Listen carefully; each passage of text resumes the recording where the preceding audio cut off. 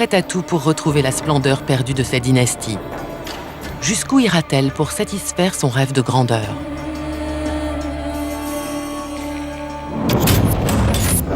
Avançons, si vous le voulez bien, l'enquête sur Cléopâtre en reprenant un petit peu le contexte historique et la personnalité de Cléopâtre. Alors, je me tourne vers Clémentine Portier-Kaltenbach. Quelles étaient, vous connaissez parfaitement les mœurs de la cour égyptienne comme si vous y aviez vécu, vous Absolument. qui êtes journaliste de l'histoire, quelles étaient ces mœurs un petit peu?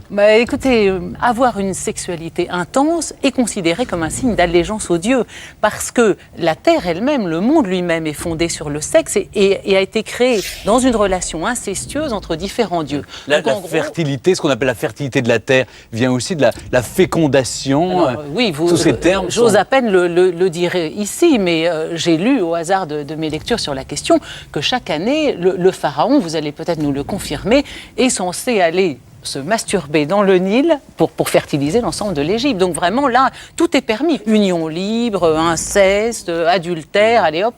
Oui, mais alors si je puis me permettre, on est en plus dans une période romaine qui est extrêmement conservatrice. On revient aux véritables valeurs romaines.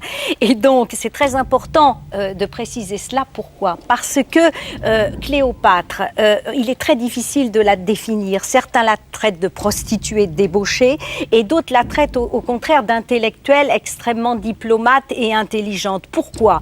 Parce qu'on a affaire... Quelles sont nos sources ? Nos sources, bien sûr, on a des papyri égyptiens que l'on a retrouvés, notamment au Fayoum, dans le delta du Nil. Mais on a surtout des Romains qui ont écrit sur elle. Et qu'ils soient conservateurs, c'est-à-dire vraiment attachés aux anciennes valeurs, aux anciennes institutions, ceux-là évidemment détestent Cléopâtre, parce que Cléopâtre a débauché César, elle a débauché Antoine, elle a finalement essayé de casser les valeurs romaines. Et donc tous ceux-là ont écrit des choses très détestables sur Cléopâtre, et donc les autres, bien évidemment, sont plus indulgents. Donc il est très difficile de connaître son tempérament à cause de cela, justement, de cette vague de conservatisme romain. Il y a une chose tout de même, Violaine, c'est qu'à l'époque, on manie le poison très facilement, le meurtre aussi, j'allais dire, c'est une valeur commune, le meurtre. Alors là, vous parlez de l'Égypte. Alors oui. Bien évidemment, ça a toujours existé, mais ça a existé aussi à Rome. On se souvient d'Agrippine, Néron. Bon, donc il y a eu quand même beaucoup de meurtres dans l'Antiquité, dans toute l'histoire antique.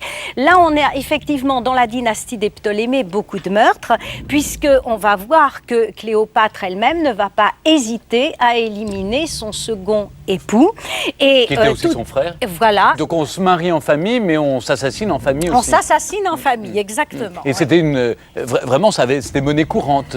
C'était monnaie courante parmi les gens puissants. Il ne faut pas croire du peuple comme ça, on s'assassinait régulièrement dans la rue. Mais les gens qui avaient le pouvoir et qui savaient qu'ils seraient forcément innocentés ou qu'ils avaient la possibilité effectivement de commettre un acte irréparable, tragique, eh bien le faisaient volontiers, c'est vrai. Alors vous le disiez à l'instant, Cléopâtre a l'image d'une Égyptienne extrêmement cultivée, qui parle différentes langues, une intellectuelle en quelque sorte.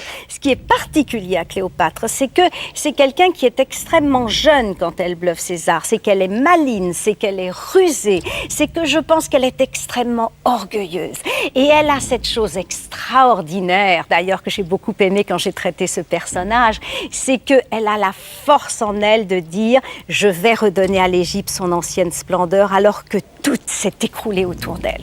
Ça, c'est extraordinaire. Il y a peu de personnages qui ont cette force et aussi jeunes et cette maturité. Et c'est la raison, je crois, moi, pour laquelle elle est restée dans l'histoire en dehors du mystère qui entoure sa mort. Qui entoure sa mort, dont on parlera tout à l'heure. Mais Clémentine, Violaine le dit à l'instant, cette femme était jeune, séduisante, elle avait tout pour épater César. On l'a vu d'ailleurs dans le reportage tout à l'heure, combien elle a utilisé d'artifices pour séduire son monde. Est-ce que pour vous c'est une fable ou une réalité ? Comment vous voyez Cléopâtre ? Là, selon d'un écrivain à l'autre, c'est très différent. Par exemple, en effet, Aurelius Victor parle de sa libido démentielle. Plutarque est bien plus indulgent. Lui pense qu'en fait, c'est une séductrice hyper sensuelle et qu'elle séduit Antoine comme César parce qu'elle leur apprend, à Antoine en particulier, à l'art de faire l'amour. Alors que Antoine, jusqu'à présent, ne savait que posséder ses partenaires bestialement. Donc, elle dominerait cette science de l'amour à l'égyptienne, c'est-à-dire avec, on imagine, les bains aux fleurs de lotus, pétales de roses parfumées à la myrrhe. Enfin, il y a tout un rituel autour de l'amour. Mais c'est un jeu, hein. C'est un jeu. C'est déjà une mise en scène qu'elle fait, à mon Mais avis. justement, à propos de mise en scène, cette histoire de perles, Clémentine. Oui, alors le problème, je crois, c'est que dans toutes ces anecdotes qui sont devenues des légendes autour de Cléopâtre, eh bien, certaines sont racontées par certains historiens et pas par d'autres. Donc, je pense que ce qui est le plus intéressant, finalement, c'est de savoir ce que ces légendes, ces histoires veulent accréditer, ce qu'elles veulent nous dire derrière. L'histoire de la perle est la suivante. Elle aurait parié à Antoine qu'elle engloutirait au cours d'un seul banquet pour 10 millions de sesterces. Alors, le banquet se déroule, c'est fastueux, mais guère plus fastueux que d'habitude. Donc, Antoine se dit, c'est dans la poche, je ne vois rien là qui soit aussi coûteux.